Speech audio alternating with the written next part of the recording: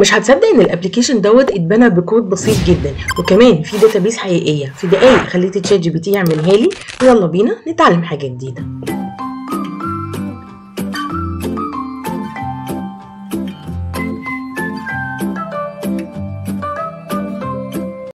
اهلا بكل اصحابي المبرمجين.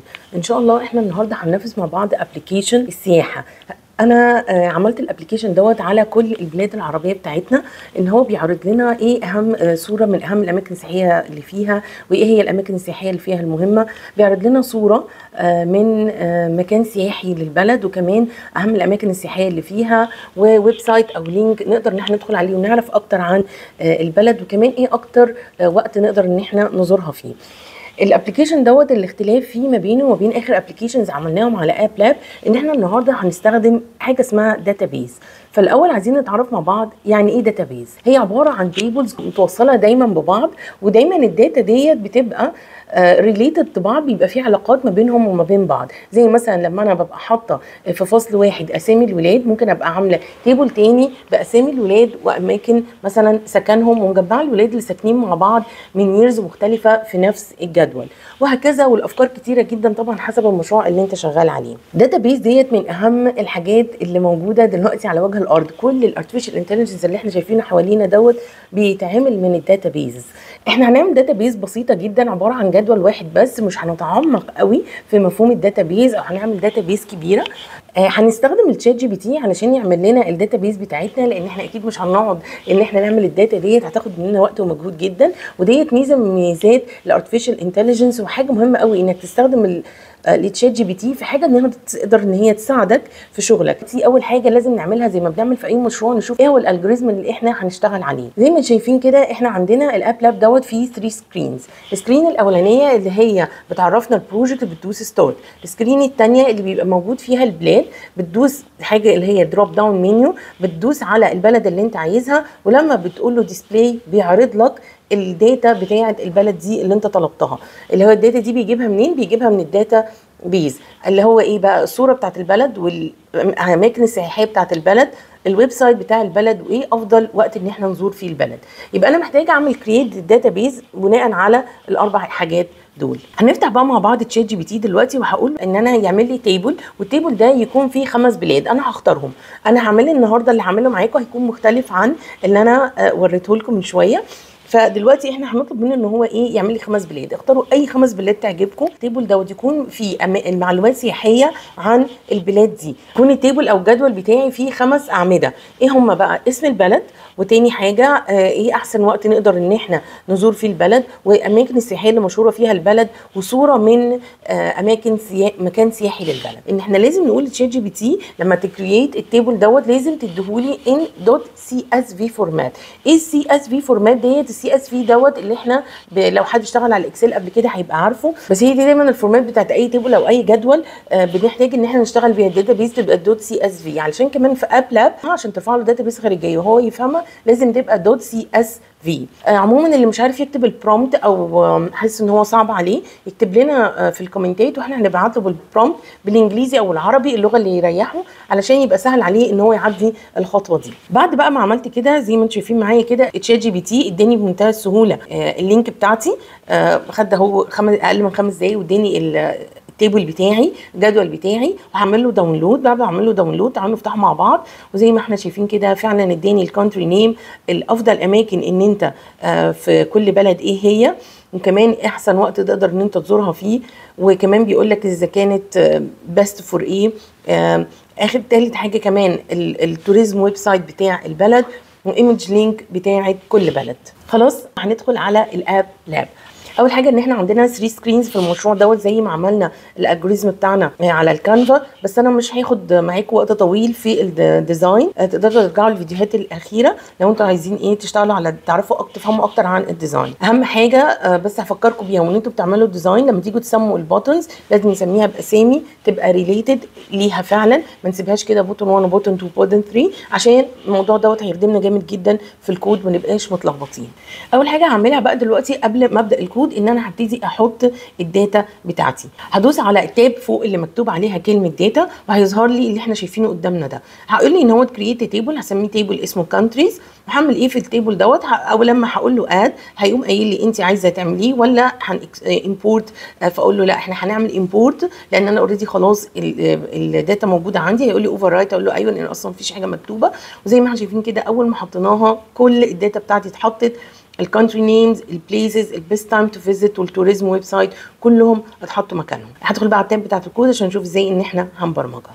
اول حاجه انا عندي في سكرين 1 هقول له لما الستارت بتاعنا تدوس عليه هتعمل ايه؟ انا عايزاك ان انت تبدا ايه تديسبلاي سكرين 2. طب السكرين 2 ديت لما هتديسبلاي احنا اتفقنا ان احنا السكرين بتروح بفتح السكرين بالداتا بتاعتها اللي هي اوريدي هتديسبلاي فيها. يبقى لازم الستارت بوتن ده اكتب فيه ان الدروب داون بتاع السكرين 2 هتبقى لودد بالايه؟ بالكونتريز. طيب يبقى انا ازاي؟ يبقى ده معناه ان انا هستخدم الداتا بيز، لان انا هقول له روح هات الكونتريز الموجودين في الداتا بيز. لما بيبقى الفاريبل بيشيل اكتر من فاليو ده بنسميه اري، ده بنسميه اري. فاللي هو بيبقى بسكوير براكتس كده وببتدي ان انا اكتب فيه اكتر من ايتم. فاول حاجه هعرفه هنا هقول له فاريبل كونتريز وهيكوال. ازاي بعمل الاري؟ مجرد ان انا هحط له 2 سكوير براكتس هو على طول بيفهم ان هو اري. وبعدين هقول له ان كونتريز دوت هيساوي ايه؟ يبقى هجيب دلوقتي برده واحده ايكوال كونتريز ايكوال. هجيب ان هو من الداتا البلوك المكتوب عليه جيت كولم. الاولاني ده بيمثل لي الاسم بتاع التيبل والتاني بيمثل لي الايه؟ الاسم بتاع الكولم بتاعي. لازم نجيب الاسم بتاع الكولم بالظبط زي ما هو مكتوب في الداتا. فهروح الداتا بيز واجيب كونتري نيم زي ما هو مكتوب بالظبط واقوم حاطاه هنا، ما ينفعش يبقى فيه اي تغيير. وايه؟ الكونتريز جيت كولم. يبقى انا دلوقتي ده معناه ان انا بمجرد ان انا هفتح الدروب داون المفروض يبقى فيها الكونتري. سيت الدروب داون او سيت البروبرتي بتاعه الدروب داون اللي هي ايه البروبرتي بتاعته؟ اللي هي اوبشنز، صح؟ اللي هي كانت موجوده. هيبقى هنقول له سيت الاوبشنز بايه؟ بكونتريز اللي هو الفاريبل اللي هو الاري. فهو لوحده هيفهم ان هو يحطها كل واحده تحت الثانيه لان هو اوريدي بياخد اري يعني اكتر من فاليو. اوكي تعالوا بقى نجرب كده مع بعض. لو جينا عملنا ران هنلاقي فعلا الدروب داون بقى فيها كل الاسامي بتاعه الكونتريز اللي احنا اخترناهم مع بعض. اجيب نوت اون ايفنت اللي هو ديسبلاي اندرسكور بوتن كليك. انا دلوقتي عايزاك تعمل ايه بقى في البوتن ده؟ يبقى البوتن ده احنا هنقول له ان هو هيديسبلاي الثيرد سكرين، هيديسبلاي الثيرد سكرين. طيب هو لما يفتح الثيرد سكرين لازم ان هو يبقى كمان في كل الداتا اللي هتتعرض في الايه؟ في الثيرد سكرين. يبقى انا ايه الداتا اللي انا محتاجاها هعرضها في الثيرد سكرين؟ انا عايزاك تروح تجيب من الداتا بيز بتاعتي، تجيب الويب سايت وتجيب الايمج وتجيب البيست بليسز تو فيزيت وتجيب كمان البيست ايه؟ تايم. طيب هو دلوقتي هيجيب الاربع حاجات، احسن الوقت واحسن الاماكن وهيجيب الويب سايت لينك بتاعهم وهيجيب الصوره. يبقى ده معناه ان هو هيجيبها على اساس ايه؟ على اساس اختيار اليوزر. اليوزر هيشوف هيختار ايه، على اساس الاختيار بتاع اليوزر دوت هو هيختار الرو ده وهيبتدي يعرض لي ايه؟ حاجه فيه. يبقى انا دلوقتي محتاجه ان انا اعرف فاريبل اسمه تشوزن، والتشوزن دوت هو بيساوي ايه؟ بيساوي الحاجه اللي اليوزر اختارها، اللي اليوزر اختارها من الدروب داون. يبقى ايكوال ايه؟ يبقى هقول له ان فاريبل تشوزن دوت ايكوال جيت تكست من الدروب داون منيو. دي اول حاجه لان هو دوت اللي هستخدمه تشوزن ده التشوزن كونتري او تشوزن، كل واحد يسمي اللي هو عايزه بس المهم يكون اسامي ليها معنى للشغل بتاعي. دي حاجه مهمه جدا جدا وانتوا بتعملوا اي برنامج. يبقى دلوقتي هو التشوزن دوت هو ده اللي انا هستخدمه علشان اصلا اجيب الرو اللي في الايه؟ في الداتابيز عندي. في حاجه عايزه اقول لكم عليها مهمه جدا وانت بتشتغل عموما في اي برنامج بقى، بتشتغل بقى بايثون، جافا سكريبت، جافا، اي حاجه انت بتشتغل عليها. مهمه قوي النقطه دي ان انت ممكن تستخدم حاجه اللي هي console.log دوت عشان يظهر لك الحاجه تحت، علشان اتاكد دايما ان الشغل بتاعي صح. يعني انا لما عملت له ديسبلاي وقلت له بس اعرض لي، ظهر تحت ايه؟ كل ما بغير البلد شايفين بيتكتب الاسم بتاعها في الكونسول تحت. ليه؟ علشان ده بيتاكد لي ان انا ماشيه خطوات صح وان فعلا التشوزن جاب الدروب داون فاليو وانا كده ماشيه الخطوه دي مظبوط قبل ما ابتدي ان انا اكمل يبقى الشغل الاولاني غلط وعيد كتير. فبتبقى بس حاجه بسيطه دايما ان انا بشوف فيها اللي بيحصل في الكود هل هو زي ما انا عايزه ولا لا. وطبعا بتجيلها في الاخر خالص بعد ما بنخلص وبنتاكد ان كل حاجه شغاله تمام. فانا هنا اهوت هقول له ايه؟ طب انت دلوقتي اخترت تشوزن، طب انا دلوقتي كمان عايزه 4 فاريبلز. ايه هم؟ عايزه فاريبل اللي هي بتاعه البليسز الاماكن والتايم الوقت، وعايزه واحد للويب سايت واحد للايمج. عشان كل واحد من دول انا لما هجيب الداتابيز الرو بتاعي كل جزء من الرو دي محتاجه ان انا احطها في فاريبل علشان ابعته للايه؟ ابعته للليبلز اللي موجوده عندي في الثيرد سكرين. يبقى ببساطه هعرف فور فاريبلز بس مش هعمل لهم دلوقتي، مش هديهم فاليو، انا هديهم فاليو لما ايه جوه اللوب بتاعتي. هي اللوب بتاعتي بقى اللي هي بتتشيك الاف كونديشن بتاعتي اللي بتتشيك اللي هو اني رو انت دخلته حسب البلد عشان تجيبها لك. طب ازاي هنعمل ريد ريكورد من الداتا، او ازاي هجيب الريكورد ده بتاعي من الداتا؟ ببساطه هندخل على داتا وهنجيب حاجه اسمها ريد ريكورد. هتلاقيها هنا زي ما احنا شايفينها كده، هي في الاول دوت هنا بتاخد اسم التيبل، وبعدين هي كلمه ريكورد هي فاهمها لوحدها هي بتشتغل بيها ازاي. ماشي. فانا دلوقتي ان هو لما هجيب ريد ريكورد ديت نوت فور فاريبل اي ايكوال 0 اي ريكورد لينث، احنا مالناش دعوه بقى خالص باللي مكتوب ده. دلوقتي احنا الحته اللي جايه ديت هنحتاج ان احنا نعملها في الايه في التكست اكتر، لان الحته بتاعت اللي هي ريكورد اوف اي دوت كونتري دي مش موجود منها بلوك، ما انت ما فيش بلوك تقدر تجيبه، بس انت تقدر تكتبها في تكست هو بيحولها لبلوك، لكن العكس مش موجود. فانا بمنتهى السهوله انا في الاول دلوقتي عايزه اللي جوه دوت اشيله، فهروح ان هو تقول له الفور لوب دي فور اتش ريكورد انا عايزاك تعمل تشيك الريكورد بتاعي الفاليو بتاعته بتساوي لتشوزن، يبقى انت هتريد الايه، يبقى هو ده الرو اللي انا عايزاه. يبقى انا الفور لوب دي هخليها زي ما هي، انا هشيل بس اللي جوه واحط جواها اف كونديشن. فروح ان هو بقى واحنا اتفقنا مش هينفع نعملها هنا، وهنروح نعملها في التكست، وهقول له ان هو ريكورد دوت ريكورد اوف اي. نبذه سريعه كده عن الفور لوب. انت عندك الفور لوب بتعدي على ريكورد حسب اللينس بتاعي، يعني لو انا عندي عشان كده مكتوب ريكورد لينس، لو انا عندي 5 يبقى هتعدي ايه 5 تايمز، عندي 10 هتعدي على 10 ريكورد، عندي 100 هتعدي على 100 ريكورد، هو ده اللينس بتاعي. الاي اللي هو الكاونتر بتاعي 0 1 2 3 بيكاونت ايه رو او ريكورد. اوكي. طيب هنقول له نوت اف ريكورد اوف اي دوت كونتري نيم ايكوال تشوزن. طب في مشكله دلوقتي واجهتني، ان انا لما اديته كونتري نيم، مع ان كونتري نيم دوت هو الاسم الصحيح اللي موجود في الداتابيز، بس هو مش عاجبه لان في سبيسز، لان احنا اتفقنا ان اي فاريبل ما ينفعش يتكتب بتوين ما بينه سبيس، الاسم لازم يبقى كامل على بعضه. يبقى لما احط اندرسكور او بحط داش او يعني او بكتبه كده جنبه بعض على طول، لكن ما فيش فاريبل بيتكتب ما بينه سبيس، ده بالنسبه له هو كده خلص الكلمه وبدا في كلمه جديده. يبقى احنا هنروح هنا للداتابيز بتاعتنا وهنعمل رينيم لكل الاسامي بتاعه الكونتري نيم، هحط لها ان هو اندرسكور علشان خاطر اقدر ان انا استخدمها في الكود ما يدينيش ايرور. بعد ما عملت كده هروح ان هو بقى للتكست واقول له نوت اف ريكوردز دوت اي اندرسكور اللي هي كونتري اندرسكور نيم ايكوال تشوزن. يبقى هتعمل ايه؟ خلاص كده انا وصلت معايا الريكورد بتاعي، يبقى بليسز هتيكوال ريكورد اوف اي دوت بيست بليسز. الريكورد انت جبته بس خد لي الفاليو بتاعت البيست بليسز حطها في بليسز، وهعمل نفس الحكايه في التايم، وده طبعا كوبي بيست.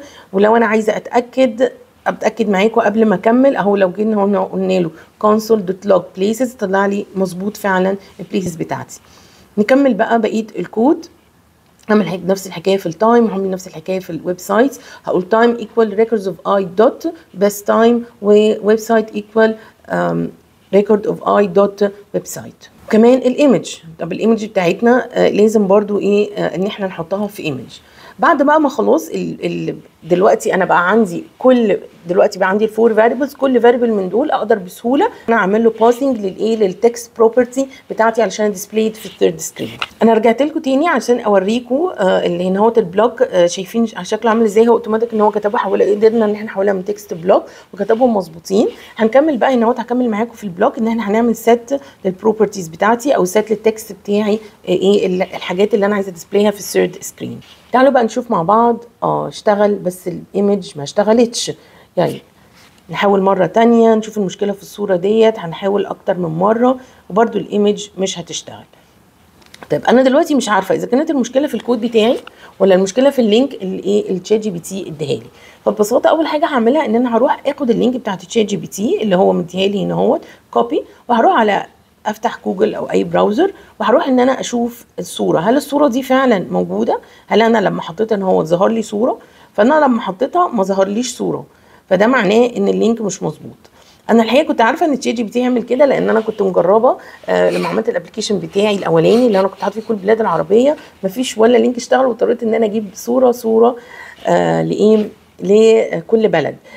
فعلا بجد ما اشتغلش، يعني حتى قلت معاه مره ثانيه وثالثه ما ادانيش لينكس شغاله. عشان كده بقول مش دايما لازم نقدر نعتمد على تشات جي بي تي مره واحده، بس هو دي فرصه كويسه علشان تعرف ازاي ان انت تعمل اديت في الداتابيز، وتقدر ان انت تدخل حاجه في الداتابيز، وتتعلم ازاي ان انت تكتب حاجه في الداتابيز. الموضوع مش هياخد مننا وقت خالص. هتقدر ان انت تروح على جوجل براوزر وهتكتب مثلا ان انت عايز صوره او لمكان توريستيك بليس مثلا في ساوث افريكا، فهي الصوره اللي هتطلع لك. دوس على الصوره، مهم قوي ان انت تختار صوره وتدوس عليها وتكتب كوبي ايمج ادرس. دي مهمه جدا، كوبي ايمج ادرس. لما هي كوبي هي ديت بتاعه الايمج نفسها. اوكي، لينك ادرس ده بتاع الويب سايت اللي موجود في الايمج، لا احنا عايزين الايمج ادرس شخصيا. هنيجي هنا اهوت وهندوس اديت، ولما ندوس اديت هيتفتح لنا. هندوس وهنعمل بيست. اهم حاجه فانا قلت لكم 3 اهو. اهم حاجه ان احنا لازم نحطها بتوين دبل كوتيشن، اللي هم العلامتين دول. مهم جدا ان احنا نحطها بتوين دبل كوتيشن ونعمل سيف. اوكي، نكرر الموضوع ده بقى على كل البلاد اللي عندي دي. احنا عملنا 5 بلاد، يبقى هنعمل كده كمان ال4 بلاد التانيين. بعد ما خلصنا كده الصور كلها، تعالوا بقى نجرب.